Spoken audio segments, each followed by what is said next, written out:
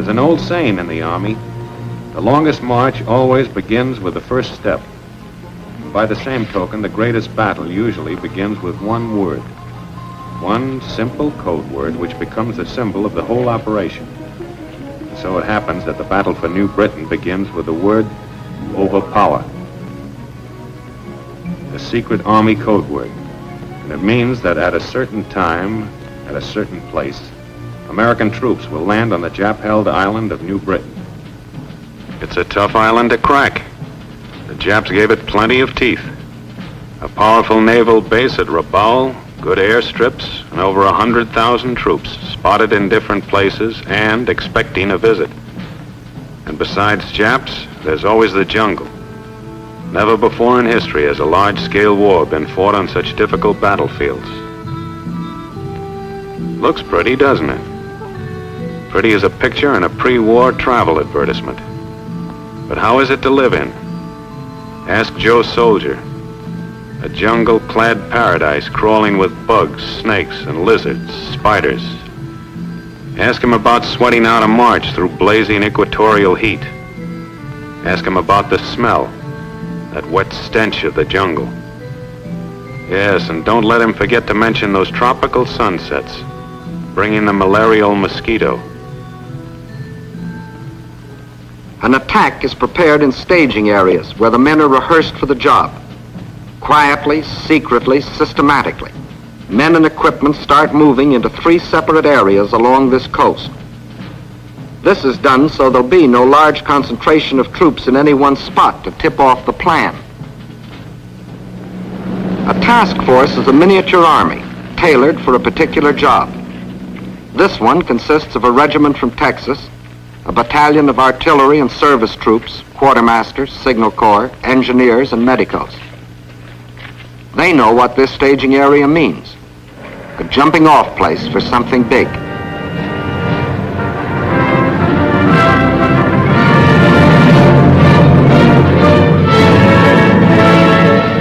Out here, housekeeping starts from the ground up. You pick yourself a place and start chopping. It used to be hard work mowing the lawn on Sunday afternoons. Try mowing kunai grass with a machete. Meantime, a couple of 100 miles to the north, the second task force marches into their staging area to prepare for their part in the operations. These men have seen something of jungle fighting. They're Marines, and they cut their teeth on Guadalcanal.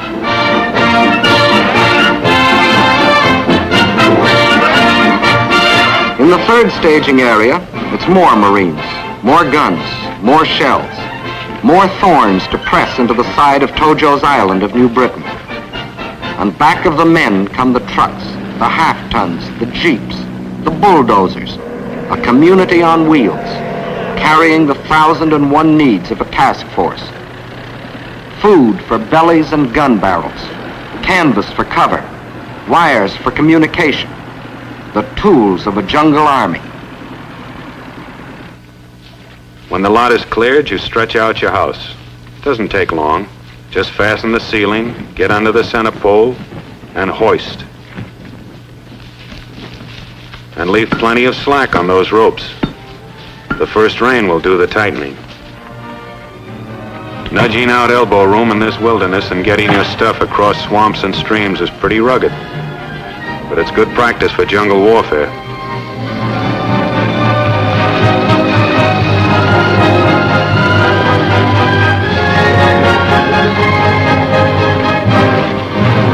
Bridges need plenty of attention.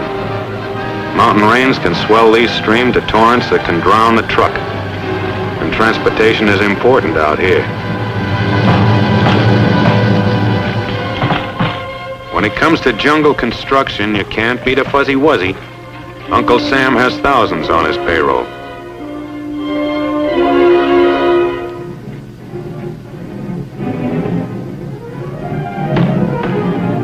The foreman checks everything. Thatched roofs keep out most of the rain, some of the heat, and none of the bugs. And don't think these builders don't know the value of money. Money will buy a pig, and a pig can be exchanged for a wife.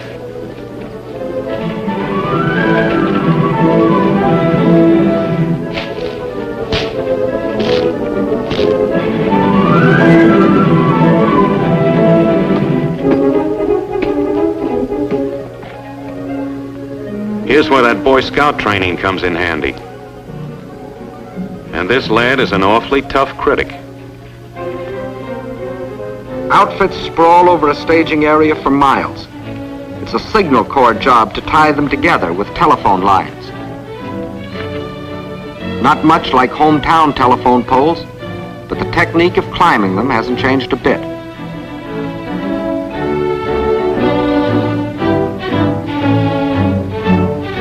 The nerves run back to the brain. This switchboard at headquarters will handle 1,000 calls a day. Orders, reports, requests, instructions to field phones out where the jungle begins.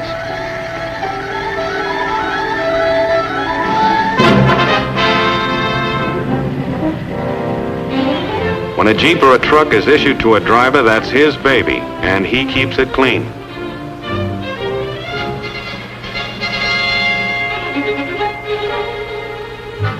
The old swimming hole, jungle style.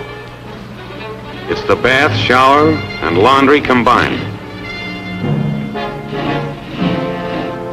First scrub your skin, then scrub the clothes you just took off.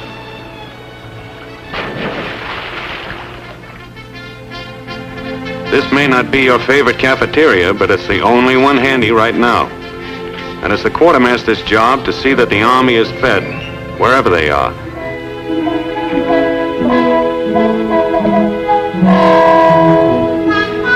There's a mess of vitamins that'll pad your ribs, but don't get us wrong. We still like home cooking.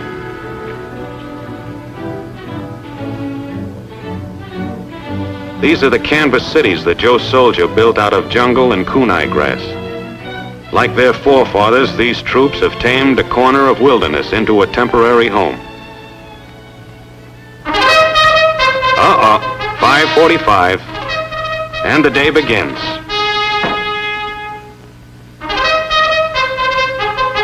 The helmet makes a swell wash basin, and you can't do this with a family sink. And now to work. It begins with the task force commander giving the details of the job to the men who are going to do it. There will be 2 landings on New Britain.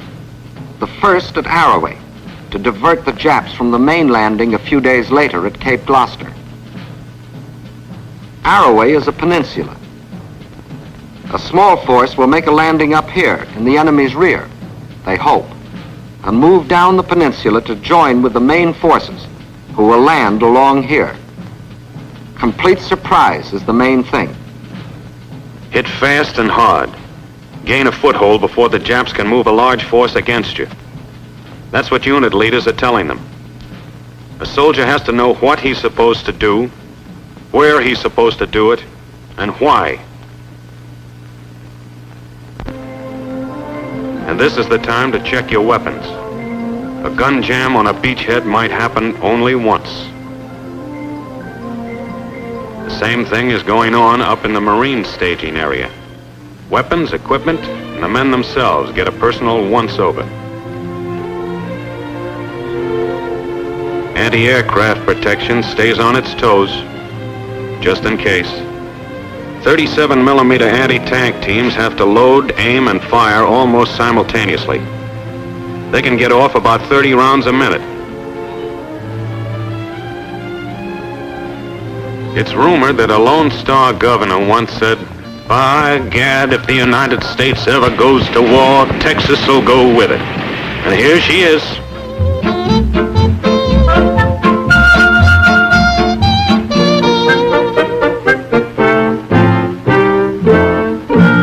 There'll be artillery, too, for knocking out Jap strong points.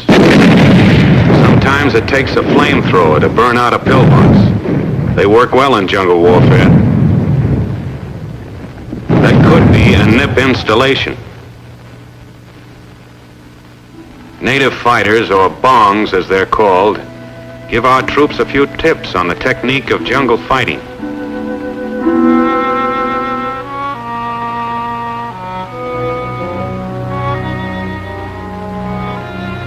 Training is carried out under simulated battle conditions. And soldier, those aren't pebbles hitting the stream. You've got to know how to fire at sounds, too. Because jungle fighters seldom see each other alive. The last stages of training begin aboard the ships that will carry the troops to their mission. This practice ends in a full dress rehearsal.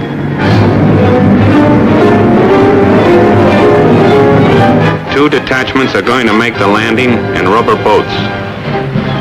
It takes a lot of practice to handle these. It's dangerous, plenty dangerous. No protective armor, no more speed than your own paddle power.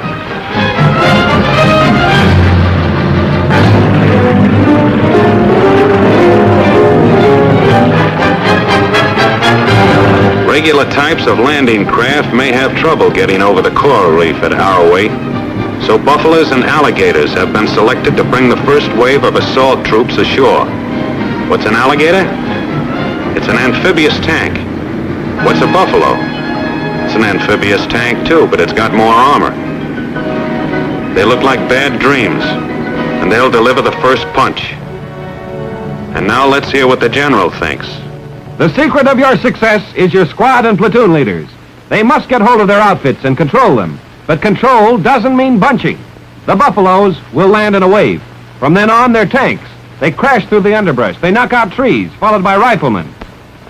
You run upon a Jap machine gun nest. What do? You circle it, infiltrate, use grenades. And don't make the mistake of stopping to help a man who gets hit. You haven't got time. Let the medical men pick him up. So now, it's up to you. Remember, you can only go forward. You can't go back. There'll be nothing to go back to. Just grab a piece of beach and start shoving. Are there any questions?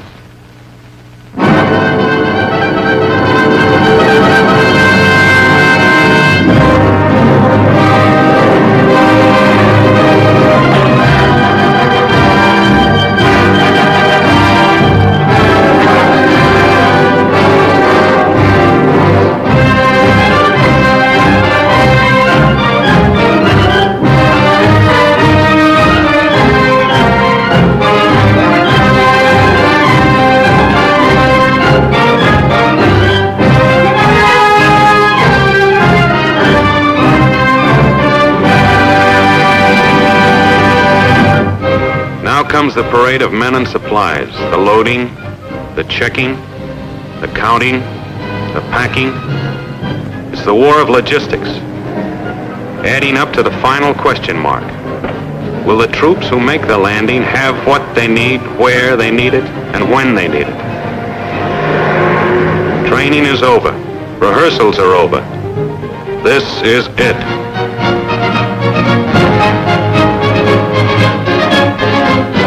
Remember, this is only one of 3 task forces, and it's going to make the landing at Arroway a few days ahead of the big staff at Gloucester.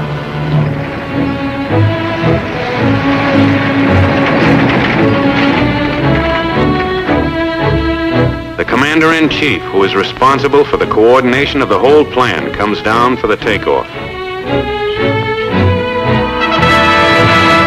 General MacArthur and General Kruger on the right, commanding the 6th Army, have a last-minute chat with the task force commander. And what they said is a military secret. The first assault waves are ready.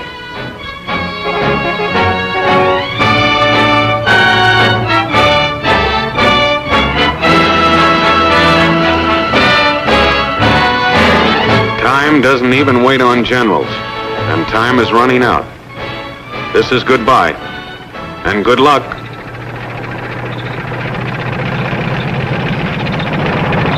There they go.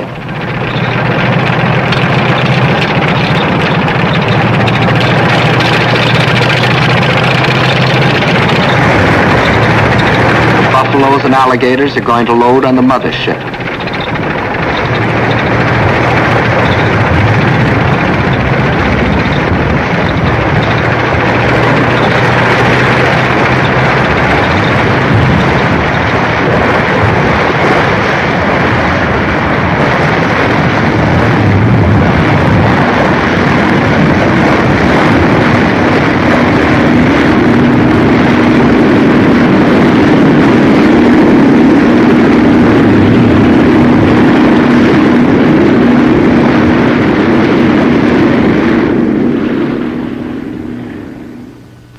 meantime, the main force loads aboard its transport. Once up the net, the landing craft that brought them will be hoisted aboard. And the rubber boat detachments move out to load on the destroyer that will carry them.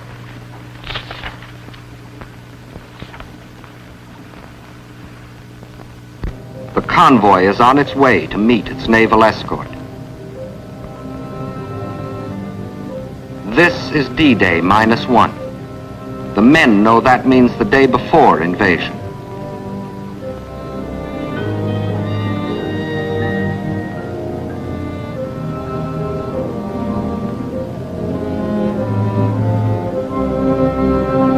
This last-minute check on weapons goes on aboard every ship, and nobody has to be told to do it now.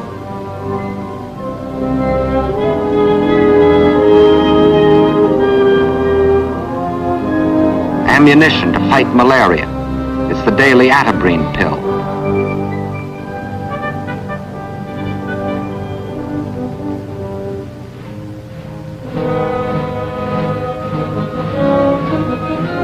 This too happens on every ship. Last-minute instructions to officers and non-coms. It's called briefing. Goes over there fast. Whatever happens, keep contact. Message center will begin here. Get your messages back as fast as you can, of course. Keep your men dispersed. Cut out bunching.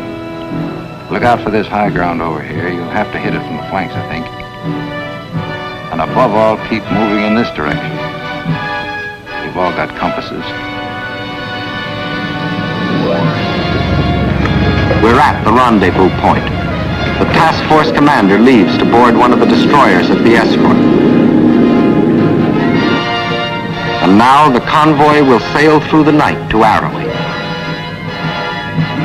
Troop ships flanked by destroyers and led by minesweepers and sub-chasers.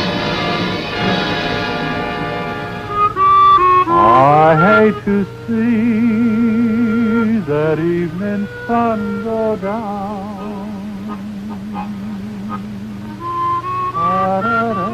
Tomorrow belongs to the headlines in hometown papers, to the radio commentators, and the casualty lists. But these few hours belong to each man to spend as he likes.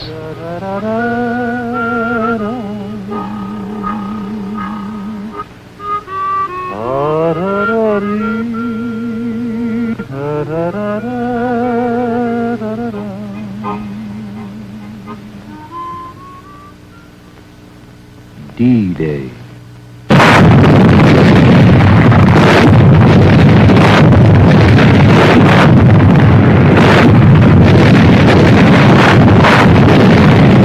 Under the protection of the naval barrage, the first assault waves keep circling, awaiting the order to start in. There they go.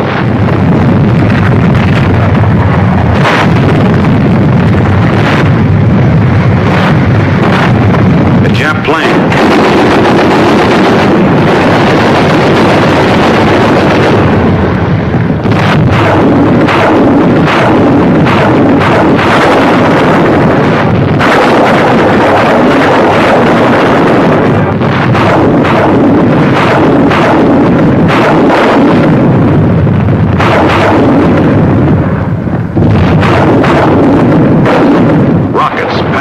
Explosives. Calling cards to clear the beaches of small arms fire.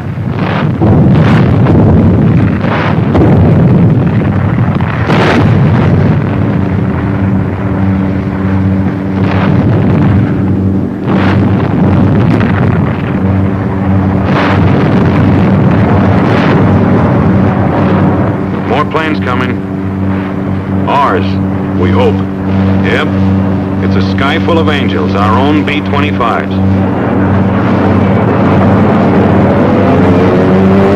Now it's the Air Force's turn, and they know their way around. They've been softening it up for days in advance.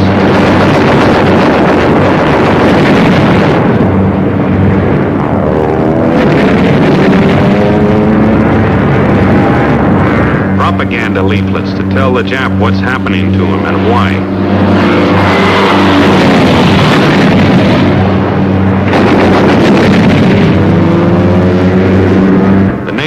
barrage drove most of the Japs off the beaches up on the cliff. And that's where the planes work them over. Strafing may not wipe out a ground force, but it keeps them ducking.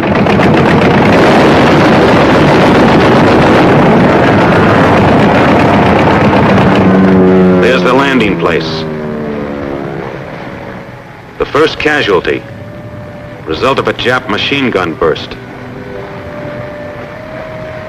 It's safe to raise your head and look at the shore now. And here's why. This is what naval barrage and air bombing can do to a shoreline.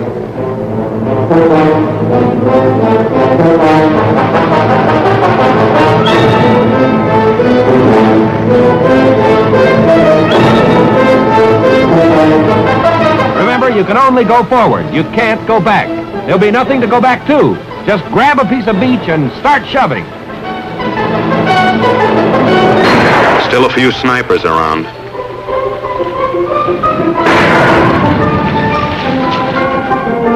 Patrols grope ahead of the main body to feel out the Jap's strength, to locate his positions.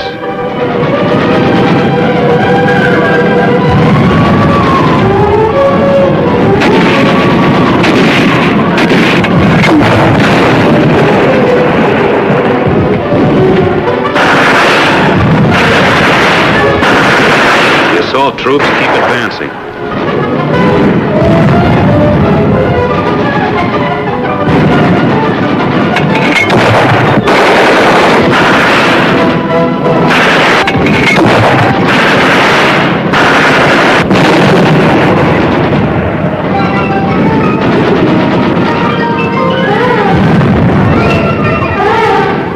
The peninsula was lightly held, but there are still plenty of Japs to comb out. You don't see many, except this kind.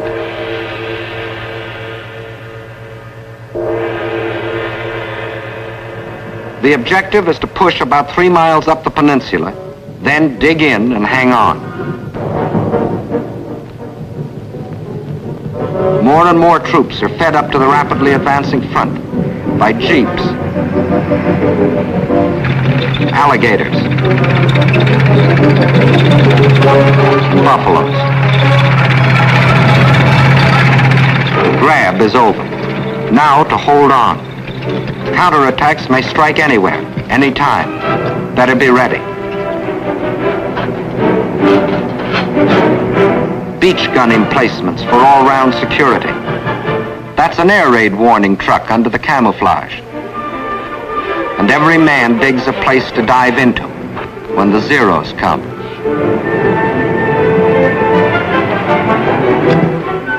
Communication keeps pace with combat. Switchboard and message center open for business.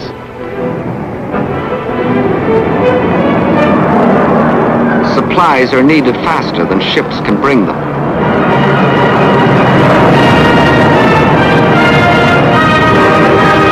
Parachute-borne ammunition coming down. But they don't always select ideal landing places. A job for the pole line crew.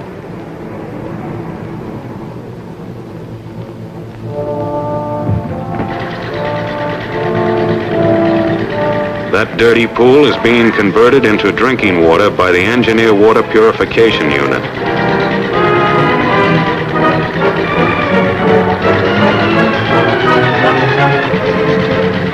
Men may one day forget many things of this war, but never the taste of chlorine.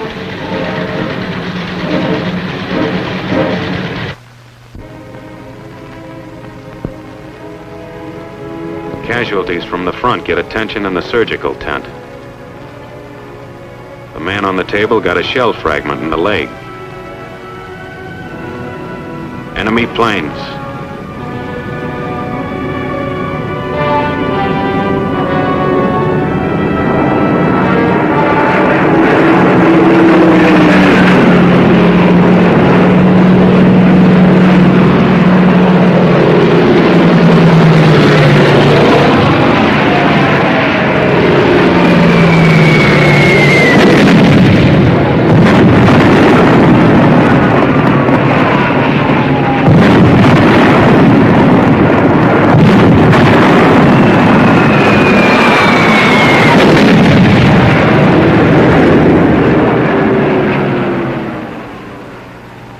This is what's left of the surgical tent filled with wounded men after a direct hit.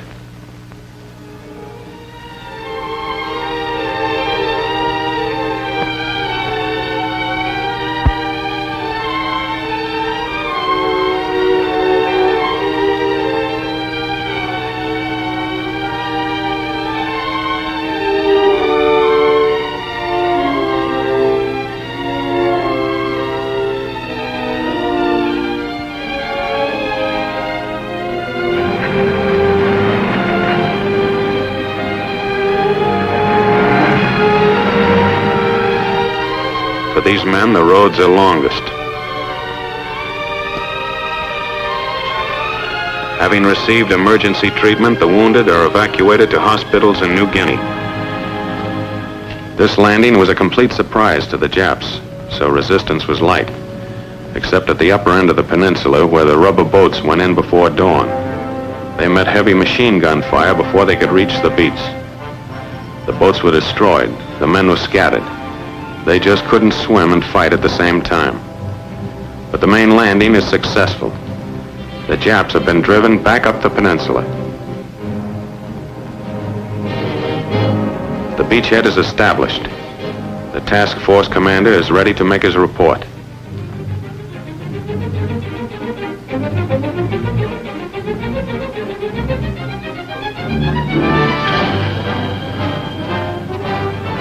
And now for the main event, the landings on Cape Gloucester. Arroway was the feint with the left. Gloucester will be the right to the jaw. Here, here, and here. The forces will capture the airstrip and converge, setting up an American stronghold on the supply line to Rabaul. In the Marine staging areas, it is Christmas Day.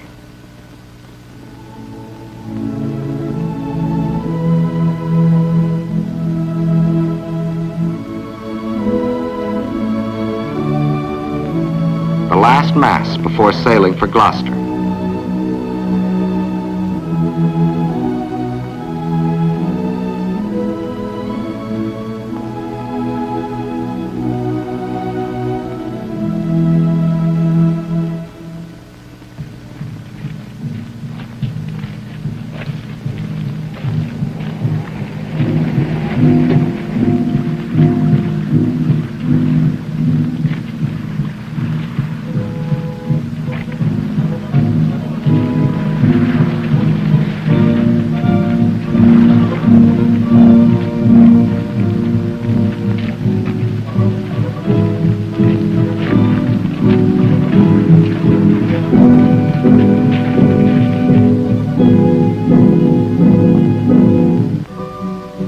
Masses of men to land upon 3 separate beaches in the vicinity of Cape Gloucester.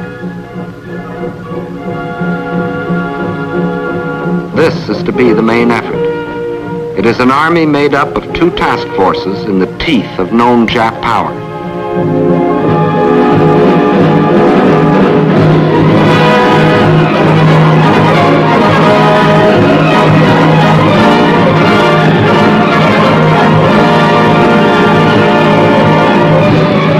These 2 landings are the first stage in the neutralization and envelopment of Rabaul.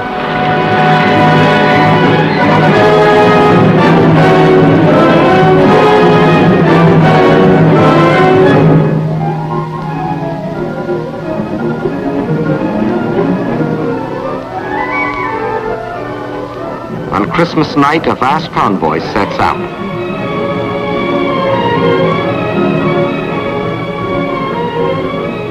Cape Gloucester, New Britain.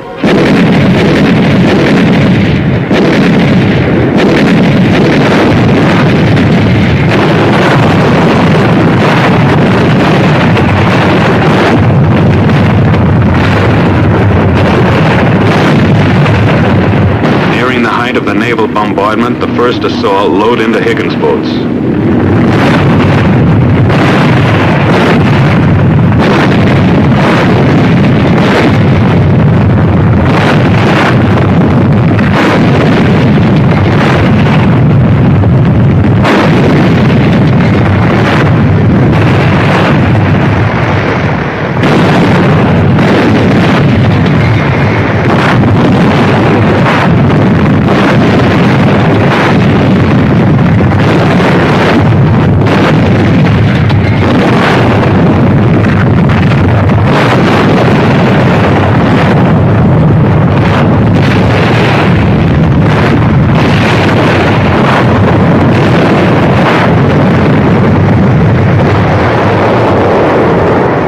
The umbrella of air protection arrives on time.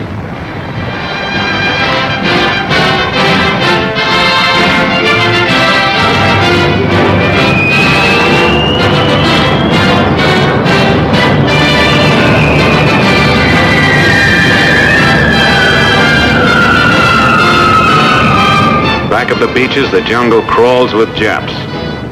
They're dug in and well fortified, but not against this.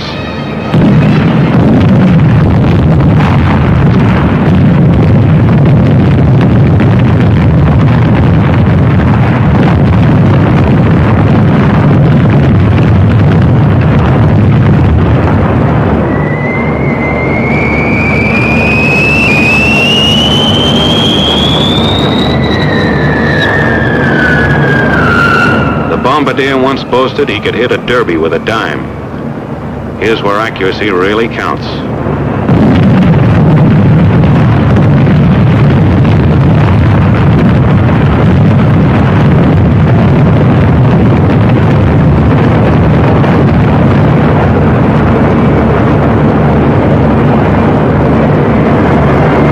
Just back of the beaches, but not too far in.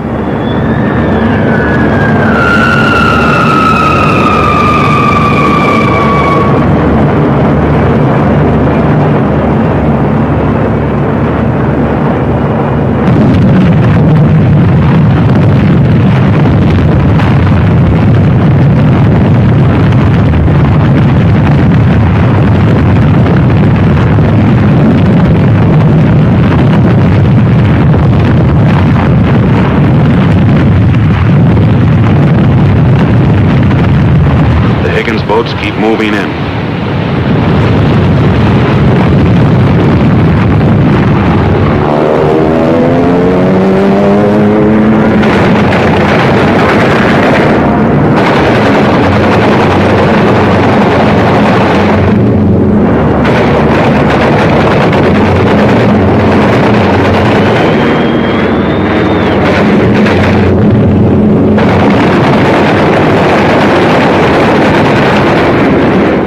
Under this air cover, the invasion fleet creeps forward.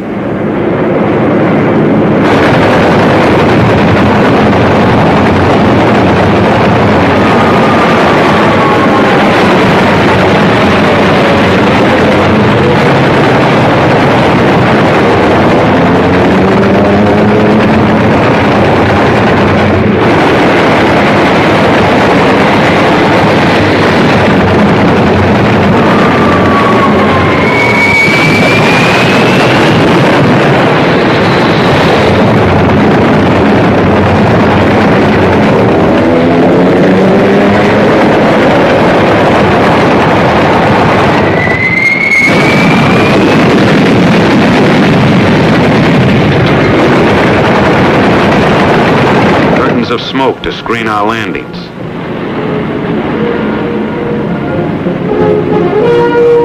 Here come the first waves in Higgins boats.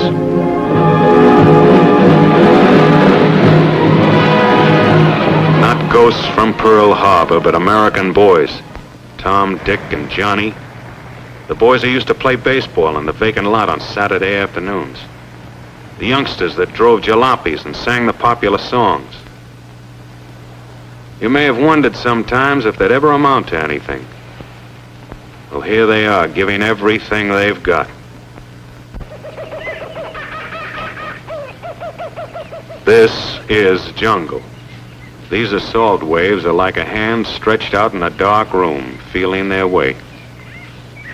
If they are stopped here, the main force landing behind them is stopped too.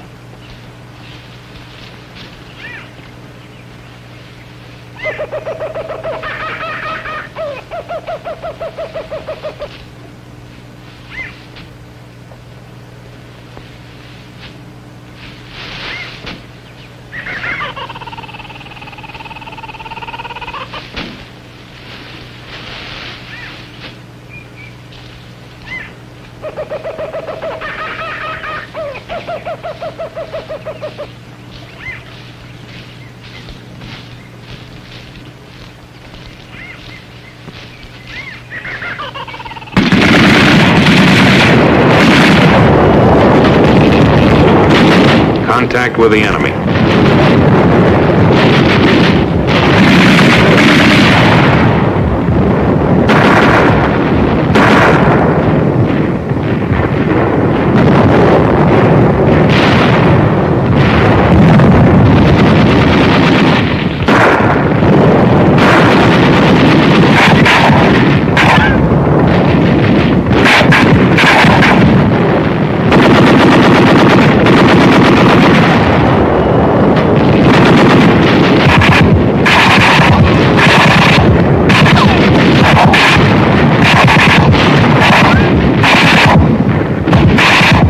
And here come the landing craft infantry, called LCIs.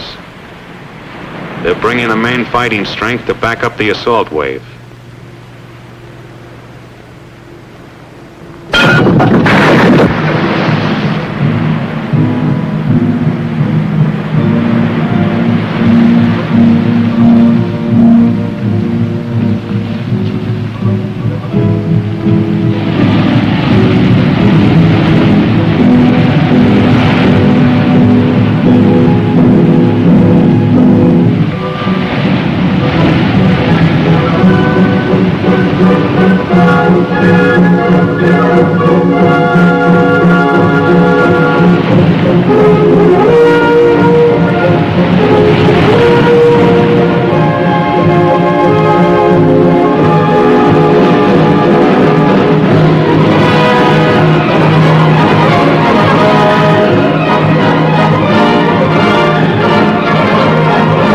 Has to be carried in the hard way. The trucks come later.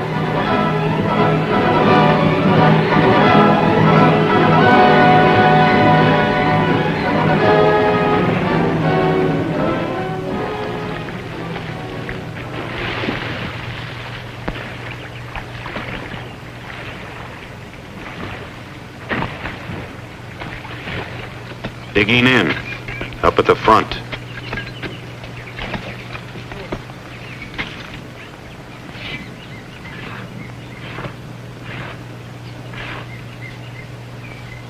Here's a highly trained specialist.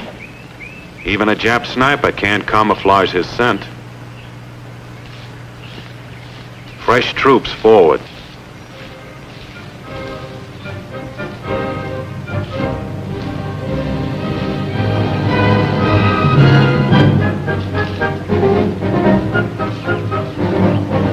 Wounded to the rear.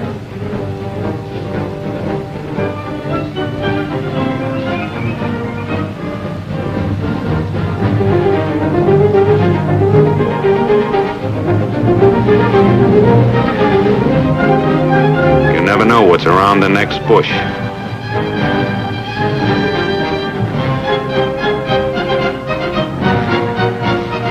Dead Japs aren't always dead. Better be sure.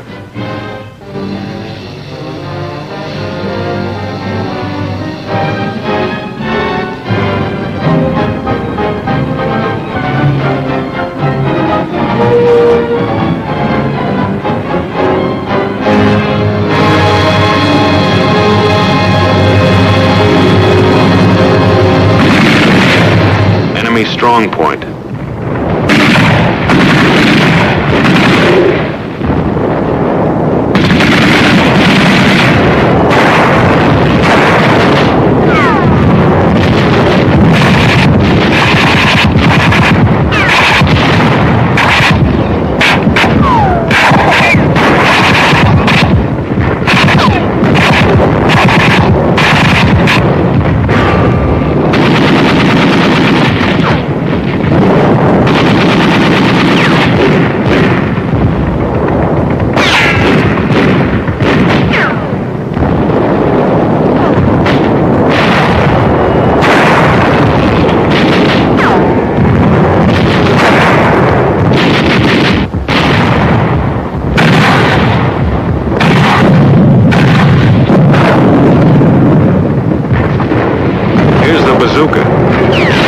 Carried rocket gun. Firing it takes close teamwork.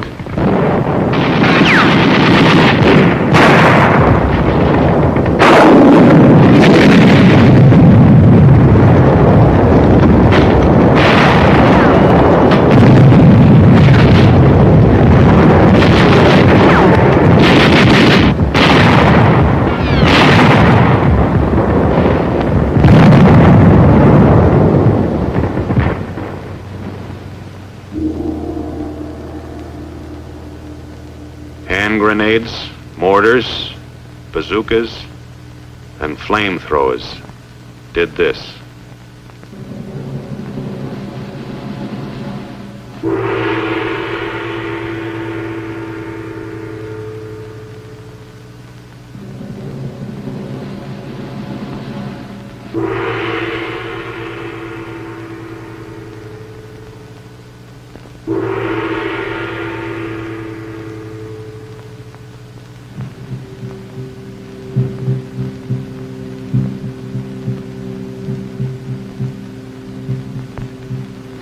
After the LCIs have been emptied of men, the towering LSTs, landing ship tanks, move in, bringing everything for the establishment of a beachhead.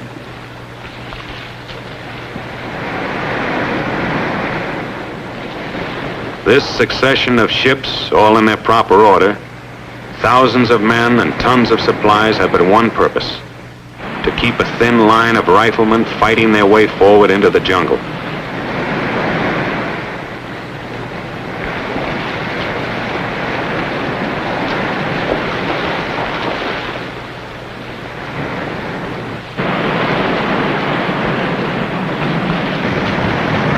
Buffaloes and alligators.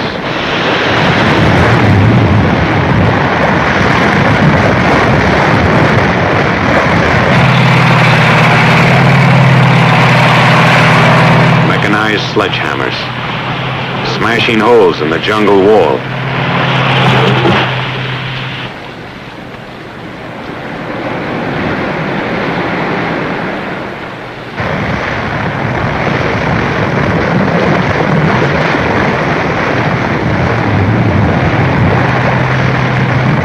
Bucket lines to pass the ammunition.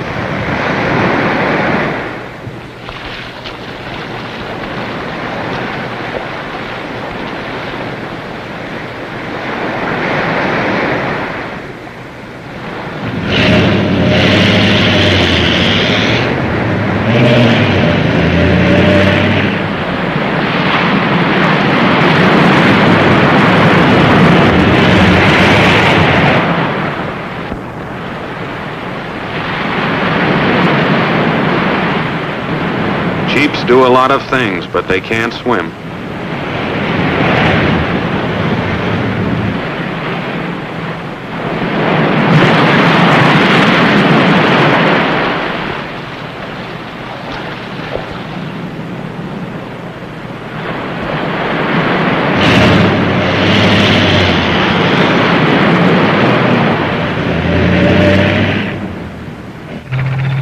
Medium tanks to crush pillboxes.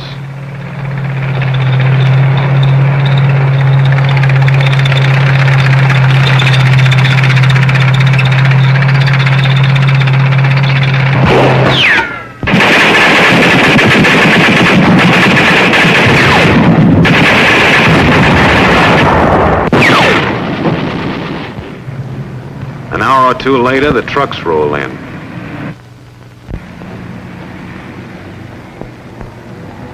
But they can't go everywhere. Ammunition is being spent fast.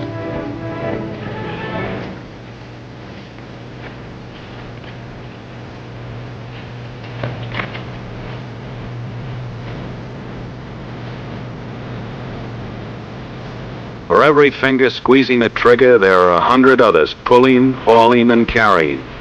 It's all part of the same job.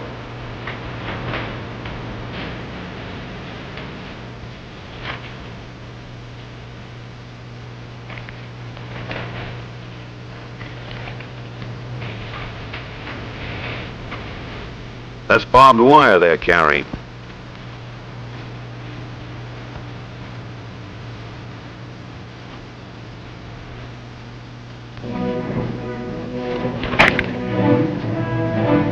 As soon as there's any place to phone to, there's a telephone line to do it.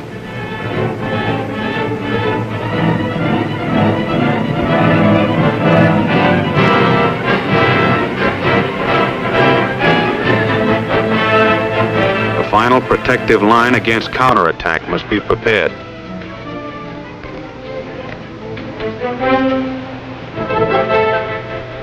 You may be hit from anywhere, anytime. From the flanks or from from the rear, or from the air.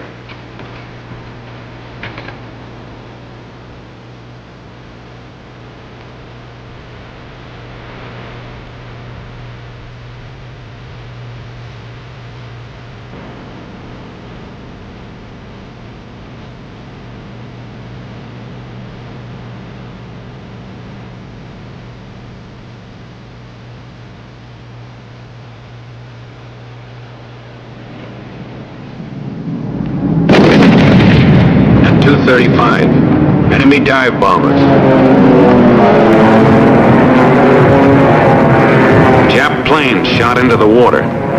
More than 60, costing less than a dozen of our own. The Japs concentrated on the destroyer Bronson. That's the Bronson, standing on end, sinking fast.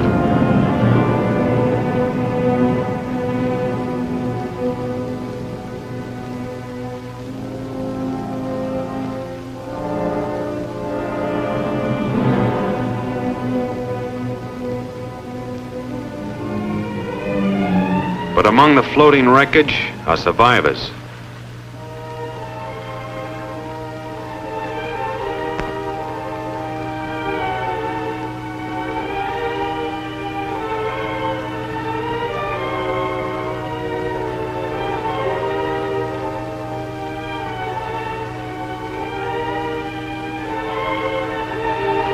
Exhausted, some dying, some dead. Some with clothes blown off by the concussion of bombs.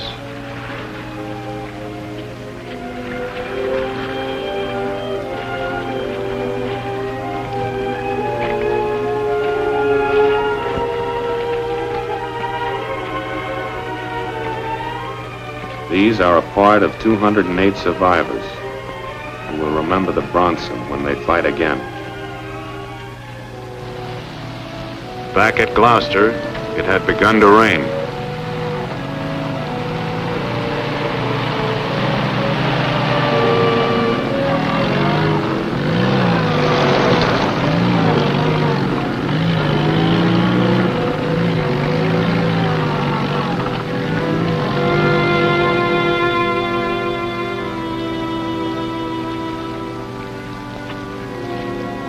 The folks back home are eating Christmas dinner about now. Out here, it's the day after, and just another day.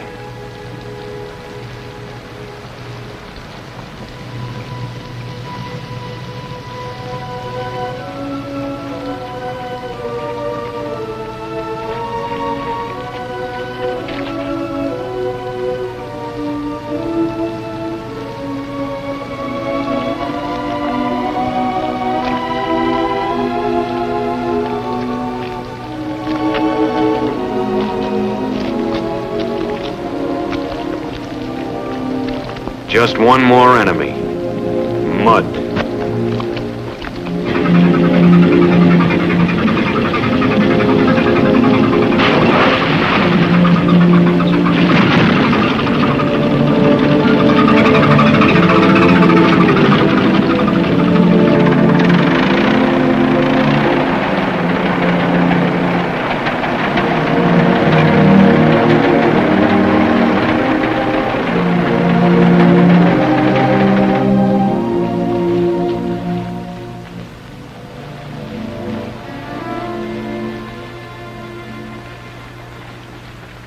Information gained from prisoners confirms what we know.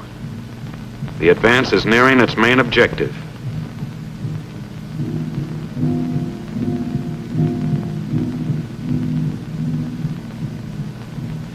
But every step forward means some men coming back on stretchers.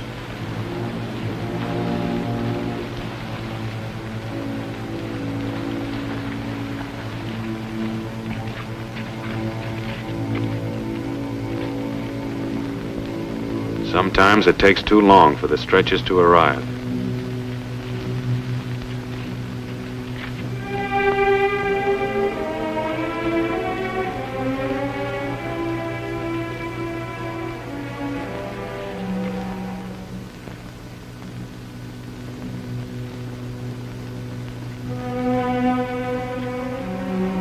Medical officers scrubbing up for emergency treatment before evacuation.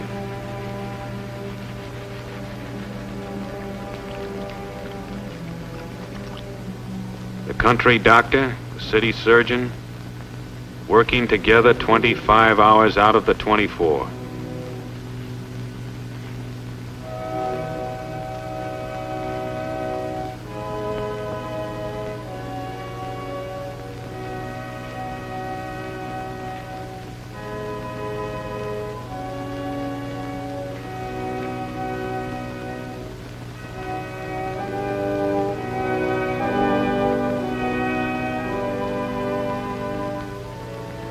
Part of the price of a beach landing.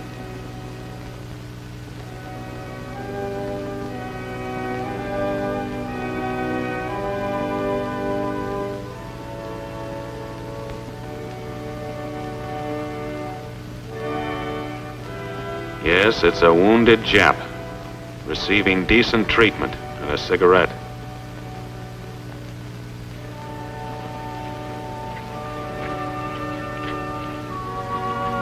And on the beach the next day, wreckage.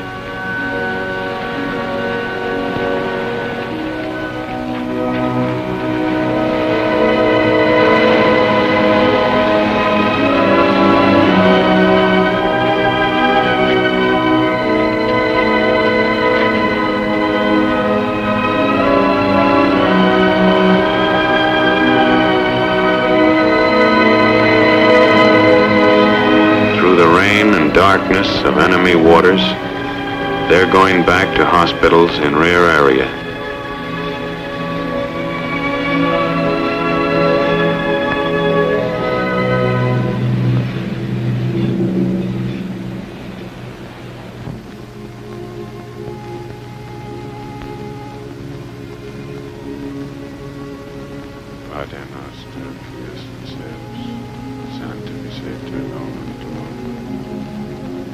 Our Father, who art in heaven, hallowed be thy name.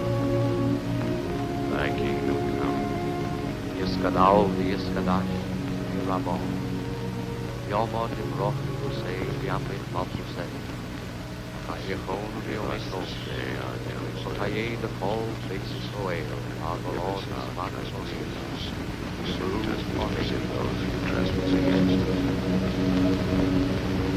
Lead us not into temptation, but deliver us from evil. Amen. Fire! Fire! Fire!